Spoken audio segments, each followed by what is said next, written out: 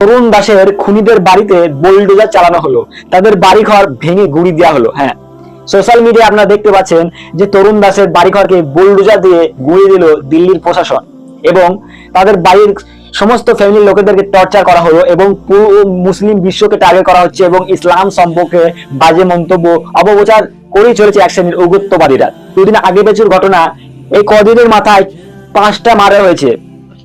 দিল্লিতে তরুণ দাসকে এবং বিহারের রেশমি খাতুনকে সে প্রধানের বাড়িতে তার স্বামীকে কিছু লোক তুলে নিয়ে গিয়েছিল বলে সে প্রধানের বাড়িতে বিচার চাইতে গিয়েছিল।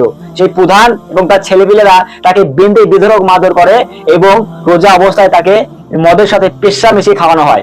এবং আরো ঘটনা ঘটে লখনৌয়ে একটি 12 বছরের শিশুকে 19 খানকে তার হিন্দু বন্ধুরা বাড়িতে নিয়ে গিয়ে বার্থডে পার্টিতে চক্রান্ত করে তাকে কপালে গুলি করে হত্যা করা হয়েছে। তাদের বাড়িতে বুলডোজার চলেনি। তারপরে আবার বিহারে একটি মুসলিম চাচাকে পিটিয়ে হত্যা করা হয়েছে। আরো এক জায়গায় আরেকজন ভাইকে তাকে গোরক্ষা বাহিনীরা পিটিয়ে তাকে হত্যা করা হয়েছে। মোট 5টি ঘটনার মধ্যে 4 জন মুসলিমকে মারা হয়েছে আর একটাই হিন্দু।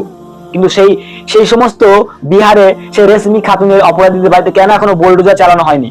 সেই 19 খানের খুনিদের কেন এখনো তার বাড়িতে বুলডোজার চালানো হয়নি? তাহলে কি ভারতবর্ষের আইন হিন্দুদের জন্য আলাদা এবং মুসলিমদের জন্য আলাদা? ভারতবর্ষ সংবিধান সমস্ত মানুষ বসবাস করে, ভারতবর্ষের সংবিধান সবার জন্য, সব সেকুলার দেশ বলা হয়। কিন্তু আমরা সোশ্যাল মিডিয়ায় দেখি আসছি যে কিছু উগ্রবাদ কন্টেন্ট ক্রিয়েটাররা তারা ইসলাম সম্পর্কে বিদ্বেষ ছড়াচ্ছে এবং উস্কানিমূলক ভাষণ দিচ্ছে, এবং তারা অপরাধীদের বাড়িতে এবং রেশমি খানের অপরাধীদের বাড়িতে এখনো মুসলিমরা আগুন লাগায়নি, তাদের বাড়ি ভাঙেনি। হ্যাঁ, এটা হচ্ছে মুসলিমদের